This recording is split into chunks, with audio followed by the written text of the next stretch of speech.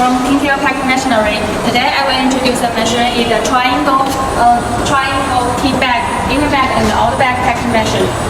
First, you can see the inner bag material. We usually use the nylon or no woven, and if you want to for export, we recommend you to use the degradable material such as the corn fiber. And the outer bag material, we usually recommend to use the aluminum composite or the paper composite and the aluminum paper composite or the plastic film. And the inner bag packing packing wing is also to 1 to 5 grams or 1 to 7 grams.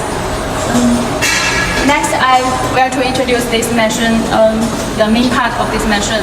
The first part is the inner bag pack machine, and the second part is the chain bucket conveyor belt, and the third part is the outer bag pack machine. First, we can see the inner bag pack machine. This is the machine device. It's the spiral wing scale. It will equip with a 4 hopper. You can use the one material in a machine with 4 hopper, or you can to a machine mix the material in 4 hopper. 1 hopper to a machine 1 material. If you measure 1 material in 4 hopper at the same time, the packing speed is very faster. And this machine device is very accurate. The area doesn't excess 1 or 0.5 grams. And